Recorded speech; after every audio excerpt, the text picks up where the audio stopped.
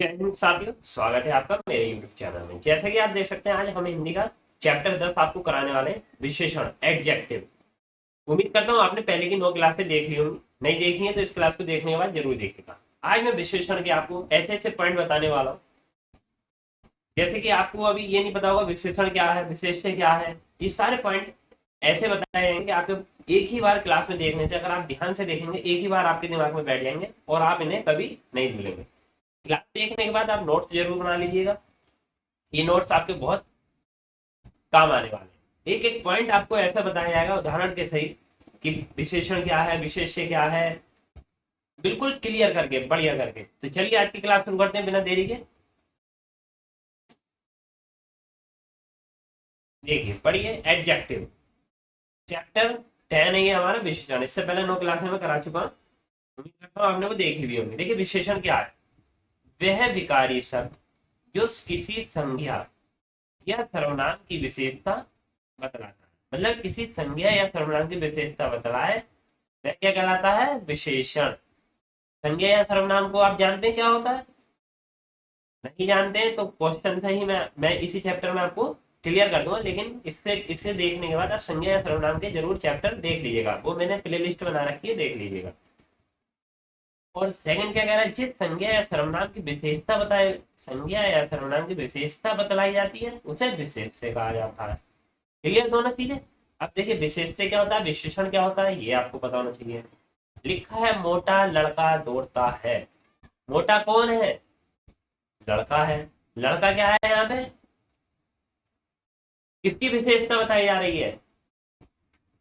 लड़के की। तो मोटा क्या मोटा शब्द क्या कहलाएगा? विशेषण। लड़का क्या? और देखिए क्या कह रहा है कि सेकंड लाइन, सर्वनाम की विशेषता बतलाई जाती है, संज्ञा या सर्वनाम की विशेषता बतलाई जाती है उसे विशेष्य कहा जाता है। तो मोटा कौन है? लड़का। तो लड़का यहाँ पे क्या है? विशेष्य। क्लियर। मोटा लड़का दौड़ता है, यानी कि लड़का मोटा है। लड़के की विशेषता बताई जा रही है कि लड़का मोटा है। और किसकी विशेषता बताई जा रही है? लड़के की। तो लड़का क्या है? विशेष है। तो उम्मीद करता हूँ आपको अब उदाहरण कोई दिया जाए कि जैसे पतला लड़का है, तो कौन पतला लड़का है? लड़का पतला है, तो पतला क्या हो गया उसका? विशेषण। यानी कि लड़के की विशेषता क्या है? पतला। यानी कि पतला शब्द क्या हो गया वहां पे? विशेषण। और किसकी विशेषता बताई जा रही है? लड़के की। तो लड़का क्या हो गया? विशेष है। ऐसे यहाँ पे लिखा मोटा लड़का दौड़ता है, तो लड़का कैसा है? मोटा। तो उसकी विशेषता क्या है? वो मोटा है। और मोटा कौन है? लड़का मोटा है, तो लड़का क्या हो गया? विशेष है। जिसकी विशेषता बतलाई जाती है उसे विशेष्य कहते हैं। ठीक। एक एक पॉइंट क्लियर। और जिस शब्द से उसकी विशेषता पता चलती है वह विशेषण कहलाता है। ठीक। मोटा, पतला, अंधा, काना, ये उसकी विशेषता है, तो वो क्या कहलाएंगे? शब्द विशेषण। ठीक। चलिए आगे चलते हैं। विशेषण के प्रकार। ये आपका यूपीएसआई के 2021 में पेपर में आया हुआ है। विशेषण के प्रकार कितने होते हैं? तो देखिए आपको पता होना चाहिए 4 प्रकार के होते हैं। कौन कौन से? सार्वनामिक विशेषण, गुणवाचक विशेषण, संज्ञावाचक विशेषण और परिमाणवाचक विशेषण। ये मैंने आपको चारों पॉइंट खोल दिया। हम इन्हें डिटेल वाइज बताएंगे, वो भी उदाहरण के साथ, कम समय में और बढ़िया करके कि एक ही बार आपके दिमाग में बैठ जाए कि सार्वनामिक क्या है, गुणवाचक क्या है, संज्ञावाचक क्या है। देखिए संज्ञावाचक सार्वनामिक विशेषण, पुरुषवाचक और निजवाचक सर्वनाम। मैं, तुम, वह के अतिरिक्त किसी अन्य सर्वनाम शब्द का प्रयोग जब किसी संज्ञा के पहले अथवा बाद में विशेषण के रूप में हो। विशेषण का मतलब क्या होता है? विशेषता बताई जा रही है के रूप में किया जा रहा हो, तो वो क्या है? सार्वनामिक विशेषण। जैसे वह घोड़ा जा रहा है। ठीक। कौन? देखिए कौन? वह शब्द किसके लिए प्रयोग हुआ है? घोड़े के लिए। घोड़ा जा रहा है, तो वह शब्द किसके लिए हुआ है प्रयोग? घोड़े के लिए। तो ये यहाँ पे सार्वनामिक विशेषण क्या है? वह। तो वह शब्द घोड़े का विशेषण है। ठीक है, क्लियर। वह शब्द घोड़े का विशेषण है। क्लियर हो रहा है? तो ये वह शब्द क्या है? सार्वनामिक विशेषण। जैसे आपको क्वेश्चन को कह रहा है, देखिए एक बार हेडिंग पढ़ी, पुरुषवाचक और निजवाचक सर्वनाम। मैं, तुम, वह के अतिरिक्त किसी अन्य सर्वनाम शब्द का प्रयोग जब किसी संज्ञा के पहले अथवा बाद में विशेषण के रूप में किया जाता है, मतलब उसकी विशेषता बताने के लिए किया जा रहा है, तो क्या हो जाता है सार्वनामिक विशेषण। वह घोड़ा जा रहा है, कौन जा रहा है, घोड़ा जा रहा है, तो घोड़े के शब्द के लिए क्या प्रयोग हुआ, वह, तो वह क्या है यहाँ पे शब्द घोड़े का विशेषण है। क्लियर, चलिए आगे चलते हैं। अब सार्वनामिक विशेषण कितने प्रकार के होते हैं, तो दो प्रकार के होते हैं। ठीक है, कौन कौन से होते हैं, मौलिक सार्वनामिक विशेषण। पहला कौन सा होता है, मौलिक सार्वनामिक विशेषण। वह सार्वनामिक शब्द जो बिना किसी रूपांतर के किसी संज्ञा के पूर्व आकर उसकी विशेषता बतलाते हैं, वह क्या कहलाते हैं, मौलिक सर्वनाम विशेषण। जैसे वह किताब फटी है, तो क्या फटी है, वह किताब, तो ये वह शब्द किसके लिए प्रयोग हुई है यहाँ पे, किताब फटी है, यानी कि ये क्या है यहाँ पे मौलिक सार्वनामिक विशेषण। वह सार्वनामिक शब्द जो बिना किसी रूपांतर के किसी संज्ञा के पूर्व आकर उसकी विशेषता बतलाते हैं, वह किताब फटी है। तो वह शब्द किस रूप में प्रयोग हुआ है यहाँ पे, मौलिक सार्वनामिक विशेषण के रूप में। क्लियर, चलिए आगे चलते हैं।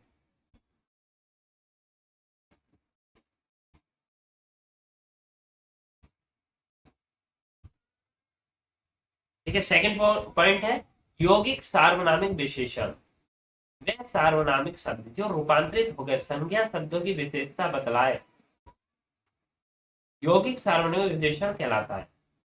संज्ञा शब्दों की विशेषता बतलाए, ऐसा आदमी नहीं देखा, यानी कि ऐसा शब्द यहाँ पे किस प्रयोग हो रहा है, संज्ञा शब्दों की विशेषता बतला रहा है वो।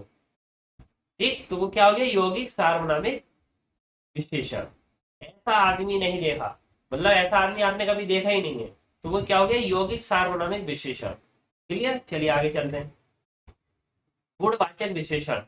गुणवाचक विशेषण क्या है, वे शब्द जो किसी संज्ञा या सर्वनाम के गुण, दोष, रूप, रंग, आकार, स्वभाव, दशा आदि का बोध कराते हैं, जैसे नया, लाल, अच्छा, गोल आदि गुणवाचक विशेषण कराते हैं। गुणवाचक विशेषण कितने प्रकार के होते हैं, अगर ये आपसे पूछ ले तो कितने प्रकार के होते हैं, 6 प्रकार के। कौन कौन से होते हैं, काल बोधक, रंग बोधक, दशा बोधक, गुण बोधक, आकार बोधक और स्थान बोधक।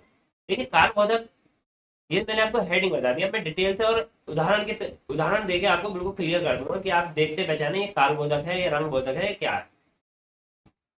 काल बोधक वह विशेषण जिसके द्वारा किसी वस्तु का गुण उसके काल यानी कि समय से पता चले, काल बोधक कहलाता है। जैसे नया कपड़ा, तो कपड़ा कैसा है, नया, घर कैसा है, पुराना, तो उसके काल से पता चल रहा है, तो यहाँ पे ये कौन सा क्या कहलाएगा, काल बोधक।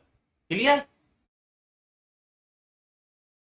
उसका गुण कैसे पता चल रहा है, उसके काल की वजह से, तो यहाँ कौन सा वो हो जाएगा, काल बोधक विशेषण। जैसे नया, पुराना, ठीक, तो यहाँ पे क्या होगा, काल बोधक विशेषण, नया कपड़ा, पुराना घर आदि। अब देखिए रंग बोधक विशेषण। रंग बोधक वह विशेषण जिसके द्वारा किसी वस्तु के गुण का पता उसके रंग से पता चले, मतलब किसी चीज की, किसी वस्तु की या चीज की विशेषता आपको उसके रंग से पता चल रही है, तो वह क्या होगा, रंग बोधक विशेषण।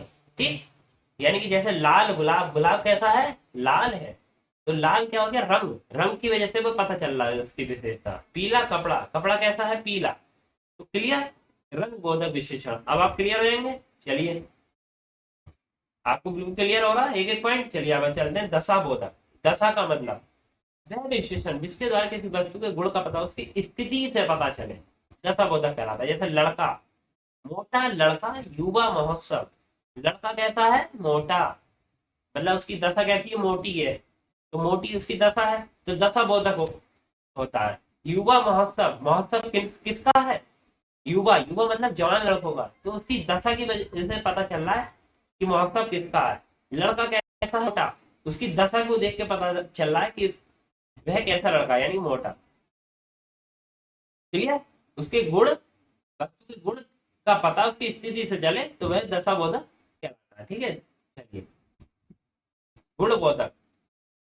गुण बोधक विशेषण क्या है, वह विशेषण जिसके द्वारा किसी व्यक्ति या वस्तु के गुण का पता उसके गुण के माध्यम से चले। गुण का मतलब क्या हो गया, अच्छा खाना, भला व्यक्ति, मतलब खाना कैसा है, अच्छा, व्यक्ति कैसा है, भला, ये उसके अंदर का गुण है कि मैं अच्छा आदमी हूँ। तो मतलब मैं, मेरी विशेषता कैसे बदल रही है, मेरे गुण की वजह से, मेरी ये विशेषता है गुण। गुण का मतलब जैसे भला व्यक्ति, मतलब वह सीधा साधा व्यक्ति है, उसकी ये उसका गुण है, सीधा है। तो वह बहुत खतरनाक व्यक्ति है, तो यानी कि खतरनाक शब्द क्या है, गुण। गुण उसका क्या है, खतरनाक।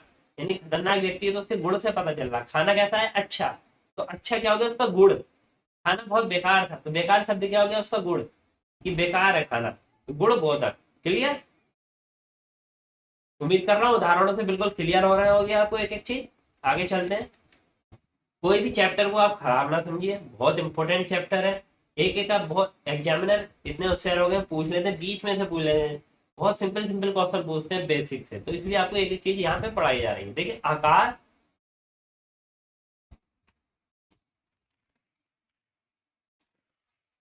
आकार बोधक गुणवाचक विशेषण। यहाँ पे क्या है, देखिए, आकार बोधक।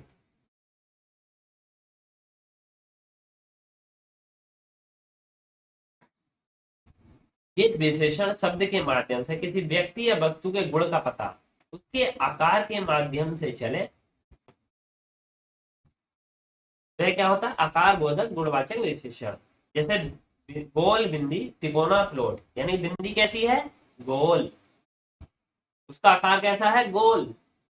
तो वहां पे क्या हो गया, आकार बोधक गुणवाचक विशेषण। तिकोना प्लॉट, प्लॉट कैसा है, तिकोना। तो उसकी विशेषता कैसे पता चल रही है, उसके आकार के माध्यम से। ठीक, आकार कैसा है, गोल है, तिकोना है, चकोर है। ठीक, एक एक पॉइंट क्लियर। चलिए आगे चलते हैं।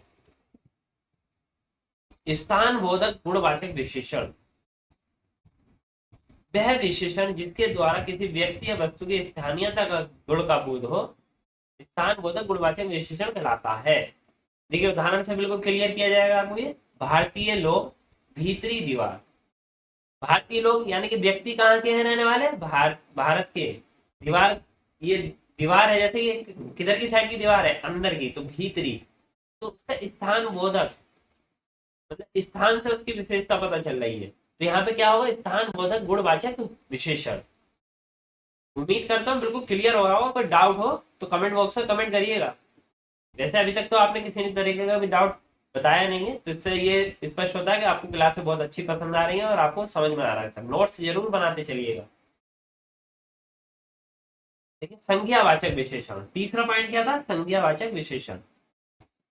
तो संज्ञावाचक विशेषण क्या है, वह शब्द जिससे किसी व्यक्ति या वस्तु संख्या या सर्वनाम की निश्चित अथवा अनिश्चित संख्या, क्रम या गणना का बोध कराता हो, संज्ञावाचक विशेषण कहलाता है। जैसे 10 लड़के, चतुर्थ वर्ग, 5 गुने, लोग आदि। तो यहाँ पे देखिए संख्या प्रयोग हो रही है, 10 लड़के, चतुर्थ वर्ग यानी कि चौथा वर्ग, 5 गुने यानी कि 5 गुना संख्या आ रही है। तो यहाँ पे क्या, संख्यावाचक विशेषण। अब देखिए, संख्यावाचक विशेषण कितने प्रकार के होते हैं। संख्यावाचक विशेषण कितने प्रकार के होते हैं, 2 प्रकार के। कौन कौन से, निश्चित, अनिश्चित संख्या। देखिए, यहाँ ही क्लियर हो गया होगा। वैसे तो मैं उम्मीद करता हूँ आपको। निश्चित संख्यावाचक मतलब जैसे दे रखा 1 सेब, 10 सेब, 4 केले, 5 अनार, यानी कि संख्या दे रखी। अनिश्चित, अनिश्चित का मतलब उसमें संख्या नहीं दी है, आपको पता ही नहीं है कि कितनी संख्या। अनंत सेब मतलब गिनती नहीं है उसकी। अनिश्चित संख्यावाचक कहलाता है। देखिए, अब मैं आपको उदाहरण के तरीके से क्लियर कराऊंगा एक चीज। जैसे निश्चित संख्यावाचक विशेषण, वह शब्द जिसके माध्यम से एक निश्चित संख्या का बोध हो। जैसे एक सेब, दूसरा लड़का, एक निश्चित संख्या दी है, सेब एक ही है। 2 लड़के हैं तो उसमें खड़ा है, वो कह रहा है दूसरा लड़का, यानी कि संख्या बिल्कुल स्पष्ट है कि हाँ 2 लड़के हैं, दूसरे लड़के के बारे में बताया जा रहा है। अब देखिए, इसमें भी आपको एक चीज पूछ सकता है, निश्चित संख्यावाचक विशेषण कितने प्रकार के होते हैं। क्वेश्चन कहीं से भी बन सकता है, इसलिए एक एक पॉइंट आपको बता रहा हूँ मैं यहाँ पे। निश्चित संख्यावाचक विशेषण 5 प्रकार के होते हैं। कौन कौन से, क्रम बोधक, गणना बोधक, आवर्ती बोधक, समुदाय बोधक और प्रत्येक बोधक। ठीक है। अब देखिए, क्रम बोधक का मतलब क्या होता है। जैसे कह दिया, उसका 100वां हिस्सा, तृतीय श्रेणी, क्लास में उसकी तृतीय श्रेणी आई, यानी कि उसका तीसरा नंबर है।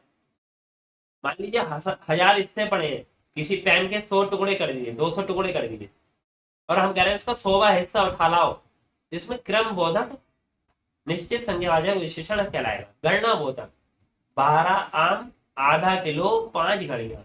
गणना बोधक का मतलब वो क्या बता रहा है, 12 आम है यानी कि गणना की जा रही है, आधा किलो है, ये आधा किलो सेब है, घड़ियां कितनी है, 5 घड़ियां, तो ये गणना बोधक हो गई है। ठीक है, जहां संख्या आ रही है वहां क्या हो जाएगा, गणना बोधक, और जहां गिनती गिनती का हिसाब आ रहा हो वहां क्रम बोधक। ठीक, आवर्ती बोधक क्या होगा, 100 गुना तेज, मतलब वह उससे 100 गुना तेज दौड़ता है, यानी कि आवर्ती, आवर्ती माने स्पीड। अभी ऐसा नहीं है कि तेज होगा तभी सब में तेजी लिख के आएगा, मतलब वह 100 गुना तेज है, तो यानी कि 100 मतलब गुना में आएगा, 10 गुना तेज है, 15 गुना तेज है, 50 गुना तेज है, 1000 गुना तेज है, या 1000 गुना बेकार है, कुछ भी हो सकता है, आवर्ती बोधक। ठीक, समुदाय बोधक का मतलब क्या होता है, 8 दिन तीनों भाई, समुदाय, समुदाय बोधक मतलब समुदाय होता है, 8 दिन का क्या हो गया, समुदाय हो गया, 8 आदमियों का क्या हो गया, समुदाय हो गया। जैसे कि वहां 8 आदमियों का झुंड खड़ा था, देखिए क्या हो गया, समुदाय बोधक हो जाएगा। अब ये क्या है, देखिए नेक्स्ट पॉइंट, प्रत्येक बोधक। प्रत्येक बोधक का मतलब है प्रत्येक व्यक्ति, एक एक अपराधी आदि, मतलब एक एक के बारे में बताया जाएगा यहाँ पे, तो यहाँ क्या हो जाएगा, प्रत्येक बोधक। क्लियर।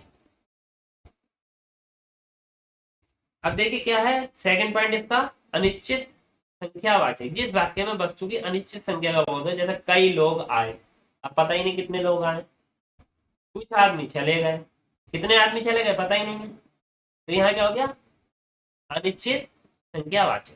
क्लियर। चलिए चौथा पॉइंट पढ़ते हैं, विशेषण का, परिमाण वाचक विशेषण, जिस शब्द विशेषण से संज्ञा या सर्वनाम के परिमाण, निश्चित या अनिश्चित मात्रा, परिमाण, माप या तोल आदि का बोध हो, उसे क्या कहते हैं, परिमाण वाचक विशेषण। जैसे 2 किलो चावल, चावल कितने थे, 2 किलो थे, ये क्या हो गया, परिमाण वाचक।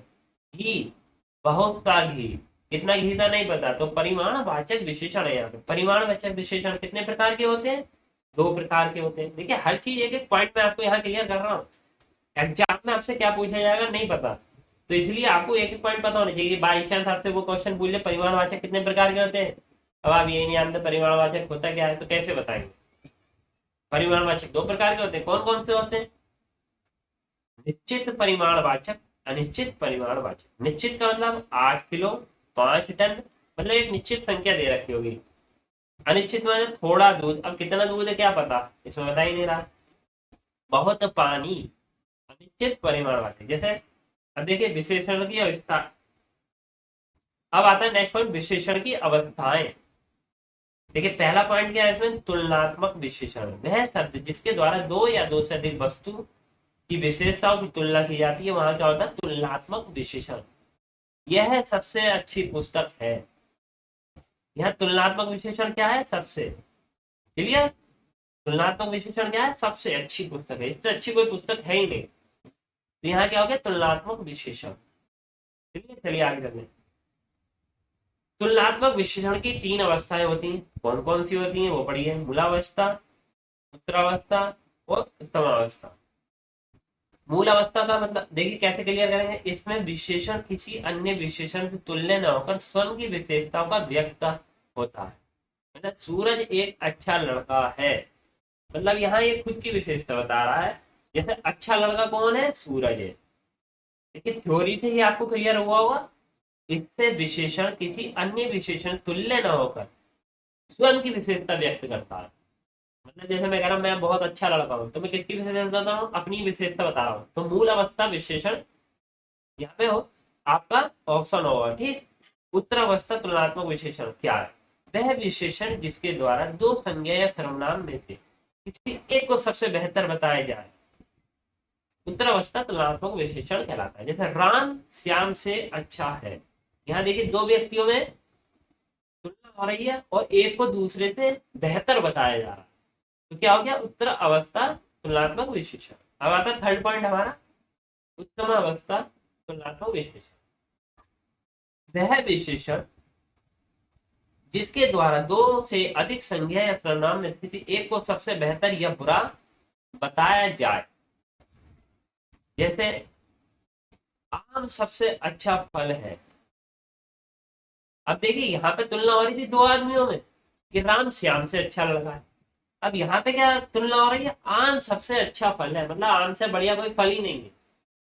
अगर यहाँ पे ये कह देता राम से अच्छा लड़का, राम से अच्छा कोई लड़का नहीं है, तो यहाँ क्या हो जाता उत्तम अवस्था तुलनात्मक, मतलब किसी वस्तु को सबसे अच्छा बता दिया गया, उससे अच्छा कुछ है ही नहीं, वहां क्या हो गया उत्तम अवस्था तुलनात्मक विशेषण।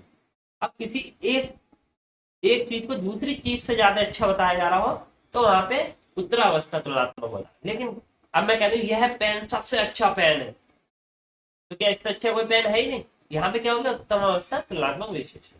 क्लियर।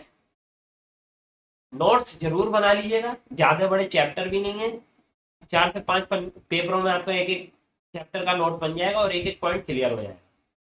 ठीक है, देखिए मेहनत लगेगी तो वो आपको करनी पड़ेगी। आप क्लास अच्छे से देख लीजिए पूरी, उसके बाद एक एक पॉइंट पढ़ के नोट करिए। इससे क्या होगा, आपको पहले आपने देख लिया, फिर आपने उसे लिख लिया, फिर उसे आपके एक बार रिवाइज कर लीजिए, इससे आपको एक एक चीज क्लियर हो जाएगी। बहुत बढ़िया करके चलिए आगे चलते हैं।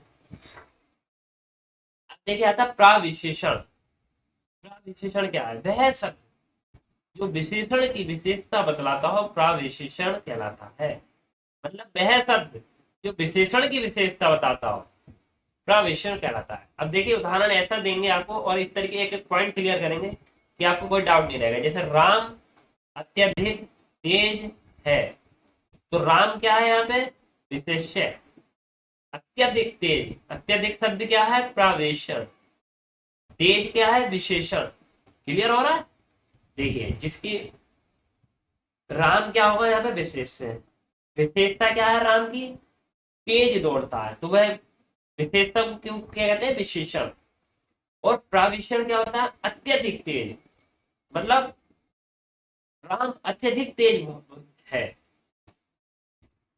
तो यहाँ पे देखिए संज्ञा क्या है राम है यहाँ पे, तो किसकी विशेषता बताई जा रही है कि तेज दौड़ता है, अत्यधिक तेज दौड़ता है, कौन दौड़ता है राम, तो राम यहाँ पे क्या है विशेष्य। राम की क्या विशेषता है तेज, तो विशेषता को क्या कहते हैं विशेषण, जिसकी विशेष उसकी विशेषता क्या है राम की तेज दौड़ता है, तो तेज विशेषण है, दौड़ता नहीं है मतलब तेज है, यहाँ पे तेज लिखा है। अत्यधिक, अत्यधिक क्या है प्रावेशण, मतलब विशेषण की विशेषता बतलाई जा रही है। तेज, तेज का मतलब एक होता है नॉर्मल तेज, अत्यधिक तेज, तेज की भी विशेषता बताई जा रही है, यानी कि प्रावेशण। देखिए एक बार आराम से बढ़िया करके आपको क्लियर कराता हूँ ताकि आपको कोई डाउट नहीं रहना चाहिए। क्या कह रहा है, राम अत्यधिक तेज है, राम क्या हो गया यहाँ पे विशेष्य, किसकी विशेषता बताई जा रही है राम की, तो राम यहाँ क्या है विशेष है। राम की विशेषता क्या है कि वह तेज है, तो तेज क्या हो गया यहाँ पे हमारा विशेषता बताई जा रही है, राम की विशेषता क्या है वह तेज है, तेज क्या हो गया हमारा विशेषण, जो उसकी विशेषता होती है विशेष्य की वह विशेषण कहलाता है। क्लियर। अब देखिए अत्यधिक तेज, यानी कि तेज की विशेषता बताई जा रही है, अत्यधिक बहुत तेज, तो ये क्या हो गया प्रावेशण। कभी कभी ऑप्शन में आपको दे दे, मान लीजिए वो लिख के दे रहा है अजय कुमार अत्यधिक तेज दौड़ता है, तो देखिए यहाँ पे अजय क्या हो गया विशेष है, और अत्यधिक तेज दौड़ता, अत्यधिक क्या हो गया प्रावेशण, अत्यधिक किसकी विशेषता है तेज की, और राम की विशेषता क्या है तेज। एक एक पॉइंट क्लियर हो रहा है, देखिए सीधे सीधे बढ़िया, राम अत्यधिक तेज है, राम क्या हो गया विशेष से, तेज क्या है क्षण, और तेज की विशेषता क्या है प्रावेशण, तेज की विशेषता क्या है अत्यधिक, तो अत्यधिक शब्द क्या है प्रवेशण। अगर आपसे ये सब दे के पूछ ले राम अत्यधिक तेज है, इसमें प्रवेशण बताइए क्या है, तो अत्यधिक प्रवेशण है। उम्मीद करता हूँ बिल्कुल क्लियर हो गया हो। चलिए आगे चलते हैं। वाक्य में प्रयोग की दृष्टि से विशेषण के रूप कितने होते हैं, दो होते हैं। विशेष्य विशेषण, वह विशेषण जो विशेष्य यानी कि संज्ञा के पूर्व प्रयुक्त किया जाता है, जैसे काला कुत्ता दौड़ रहा है, तो यहाँ काला शब्द क्या है आपका? काला शब्द आपका क्या है? विशेष्य। यह किसकी विशेषता है? कुत्ते की। तो कुत्ता क्या है यहाँ पे? विशेषण। क्लियर? विशेष्य क्या है आपका? कलर है। जैसे ये काला कुत्ता दौड़ रहा है, कुत्ता कैसा है? काला। काला उसकी क्या है? विशेष्य। ठीक है, तो ये भी आपको ध्यान रखना है। वह विशेषण जो विशेष्य संज्ञा के पूर्व आकर कि अब इसमें पूछ ले काला मान लीजिए वो कह रहे लाल घोड़ा तेज दौड़ रहा है, इसमें विशेष्य क्या है? तो लाल, कि वह लाल है या काला है या सफेद है, तो वह इसका विशेष्य हो गया। ठीक, जैसे काला कुत्ता दौड़ रहा है तो काला क्या हो गया? विशेष्य। कुत्ता क्या हो गया? अभी विशेष्य क्या है? कुत्ते की विशेषता। चलिए आगे चलते हैं। विधेय विशेषण। वह विशेषण जो विशेष्य संज्ञा के पश्चात आकर एवं क्रिया के पूर्व प्रयोग होता है। जैसे तुम्हारी घड़ी नई है, घड़ी कैसी है? हमारी नई है। तो नई शब्द क्या है यहाँ पे? विधेय। ठीक, घड़ी का। किसका है? घड़ी का। क्लियर हो रहा है? विधेय विशेषण। अब मान लीजिए वो ऑप्शन दे रहा है तुम्हारी घड़ी नहीं है, इसमें विधेय विशेषण पहचानिए क्या है? तो वह विशेषण जो विशेष्य यानी संज्ञा के पश्चात एवं क्रिया के पूर्व प्रयोग होता है। मतलब कहने का मतलब यह है तुम्हारी घड़ी नई है। घड़ी कैसी है? नई है। तो नई शब्द क्या है यहाँ पे? विधेय। ठीक, तो यहाँ पे विधेय विशेषण क्या है? नई। नई शब्द यहाँ पे विधेय विशेषण के रूप में प्रयोग हुआ है। क्लियर? उम्मीद करता हूँ आपको पूरा चैप्टर अच्छे से समझ में आया होगा, एक एक पॉइंट क्लियर हुआ होगा, किसी तरीके का डाउट नहीं हुआ होगा। वीडियो पसंद आई हो तो ज्यादा से ज्यादा शेयर कीजिएगा। पूरी वीडियो देखने के बाद आप नोट्स जरूर बना लीजिएगा, बहुत आपके यूज में आने वाले। जब आप प्रतियोगिता परीक्षा में बैठेंगे तब आपकी इसकी विशेषता पता चलेगी। चलिए आज के लिए इतना ही, मिलते हैं नेक्स्ट वीडियो में नेक्स्ट चैप्टर के साथ।